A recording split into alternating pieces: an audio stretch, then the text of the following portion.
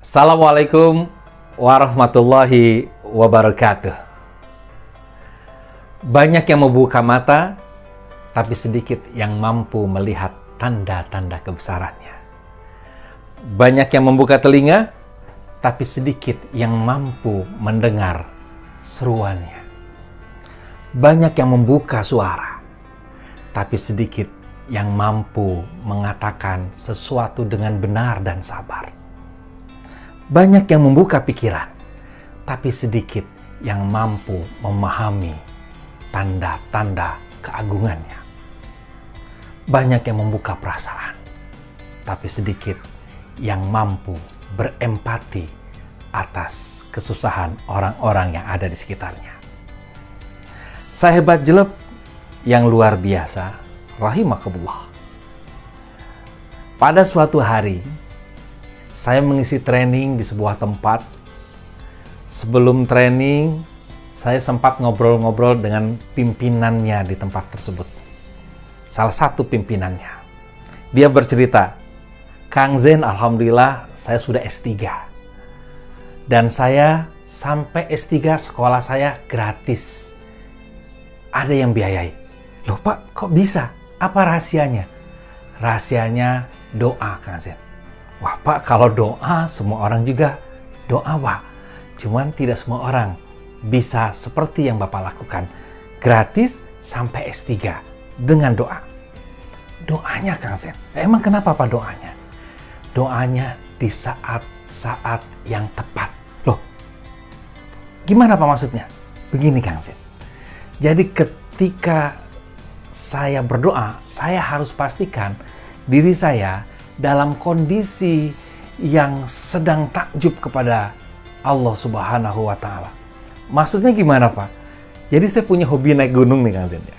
Punya hobi naik gunung. Terus ketika saya naik gunung, saya melihat pemandangan, melihat air terjun.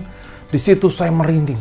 Nah, di saat saya merinding, takjub melihat kebesaran Allah Subhanahu wa Ta'ala, melihat keindahan alam, membuka mata, mendengar dan lain sebagainya, merinding tubuh saya. Di saat itulah saya berdoa kepada Allah, ya Allah, saya ingin melanjutkan sekolah tapi gratis." Masya Allah, sahabat jeleb yang luar biasa. Ini adalah rahasia doa versi energi kuantum. Kalau kita lihat literatur di hadis-hadis Nabi Muhammad Sallallahu Alaihi Wasallam, kenapa doa di multazam itu bisa mustajab? Kenapa doa di depan Ka'bah itu bisa mustajab? Karena kalau kita perhatikan, banyak orang datang ke sana, lalu di depan Ka'bah, apalagi sampai multazam, dia merinding. Ketika dia merinding, disitulah saat mustajab itu hadir. Makanya ada juga orang-orang yang sering ke Baitullah, ke Ka'bah, lihat Ka'bah biasa aja, dia berdoa, ya biasa aja. Nyaris nggak ada efeknya. Sahabat jeleb yang luar biasa.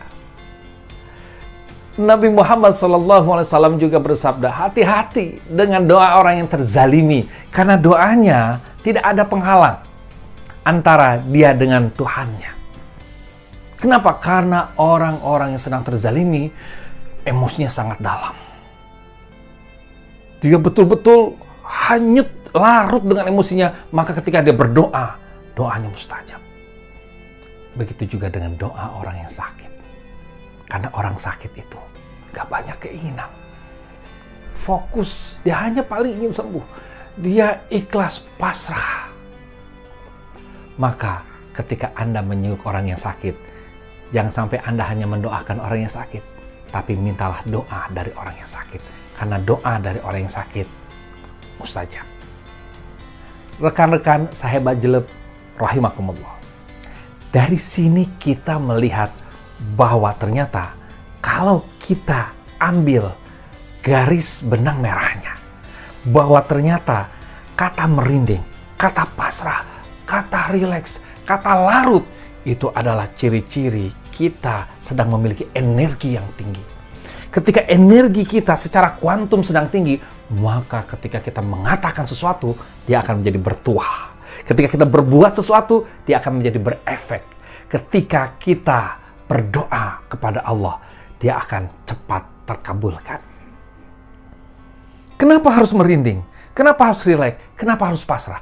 Karena pada hakikatnya, secara energi kuantum, kita ini bukanlah tataran fisik, materi tubuh ini saja. Tetapi kalau kita lihat lebih dalam, kita larutkan lebih dalam diri kita cerna lebih dalam, kita fitrahkan lebih dalam, maka di balik diri kita ada yang namanya molekul, atom, kuat, tahyat, energi. Nah, ketika kita masuk ke dalam ranah yang batin, semakin ke dalam semakin tidak terlihat, maka biasanya ciri-cirinya adalah merinding. Ketika kita merinding berarti kita masuk ke dalam gelombang alfa, kalau bahasa otaknya. Ketika kita masuk dalam gelombang alfa, maka di situ kita khusyuk. Disitulah kita bisa menyatu antara pikiran perasaan kita, maka doa kita menjadi luar biasa. Itu sebabnya juga, maka nggak usah heran ketika Anda lewat di tempat yang gelap, lalu Anda merinding, maka Anda lebih berpeluang melihat hantu dibandingkan orang yang tidak merinding. Kenapa? Karena ketika Anda merinding, Anda masuk ke gelombang alfa. Dan di gelombang alfa itu adalah gelombang gaib, gelombang batin, yang mana mereka hantu itu adanya memang di gelombang itu. Ya. Nah, hadirin sahabat jeleb yang luar biasa. Dari sini kita lihat diri kita. Jangan-jangan kita selama ini kurang merinding kalau mendengar nama Allah. Kurang merinding kalau membaca Al-Quran. Kurang merinding kalau berzikir. Kurang merinding kalau berdoa. Kurang merinding kalau ketemu dengan pasangan di rumah. Kurang merinding ketemu anak-anak.